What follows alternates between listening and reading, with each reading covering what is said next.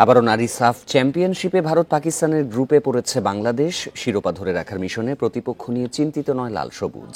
সেরা প্রস্তুতি নিতে লেবাননে 4 জাতি টুর্নামেন্ট সহ সাবিনাদের একাধিক ম্যাচে খেলার লক্ষ্য বাফুফের, জানিয়েছেন নারী উইংয়ের চেয়ারম্যান।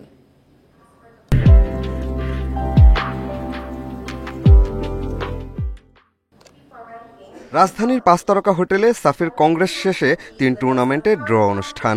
ছেলেদের বয়সভিত্তিক 2 টুর্নামেন্টের চেয়ে বাড়তি আকর্ষণ ছিল সিনিয়র নারী সাফ চ্যাম্পিয়নশিপ নিয়ে। সাফের 7টি দেশ নিয়েই হবে এবারের নারী সাফ। দলগুলোকে ভাগ করা হয়েছে 2 গ্রুপে। এ গ্রুপে আবারও ভারত পাকিস্তানের সঙ্গী বাংলাদেশ। বি গ্রুপে স্বাগতিক নেপালের সঙ্গী শ্রীলঙ্কা, মালদ্বীপ ও ভুটান। 2 গ্রুপের শীর্ষ 2 দল উঠবে সেমিফাইনালে। বাংলাদেশ যেহেতু সাব চ্যাম্পিয়ন, তাদেরকে অবশ্যই চ্যালেঞ্জ নিতে হবে। তো আমরা চ্যালেঞ্জের জন্য প্রস্তুত। বাংলাদেশকে যদি চ্যাম্পিয়ন হতে হয়, অবশ্যই সবাইকে মোকাবিলা করতে হবে। তো এটার জন্য আমরা অরিড না, আমরা ওইটার জন্য তৈরি।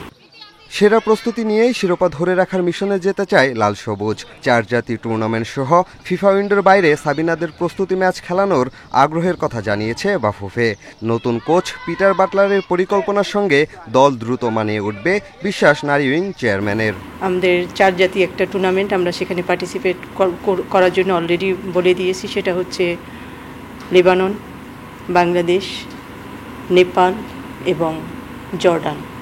খেলা হবে লেবাননে। পরে যদি আমরা দেখি যে আমাদের আরও দরকার, সেক্ষেত্রে আমাদের উইন্ডো থাকবে না, উইন্ডোর বাইরে গিয়ে আমরা তখন খেলব। ভেন্যু সংকটে সাফের আয়োজক হতে না পারার আক্ষেপ আছে বাংলাদেশের। 17 থেকে 30 অক্টোবর কাঠমান্ডুতে হবে নারী সাব চ্যাম্পিয়নশিপের এবারের আসর। পিয়াস সাহা, ইন্ডিপেন্ডেন্ট নিউজ, ঢাকা।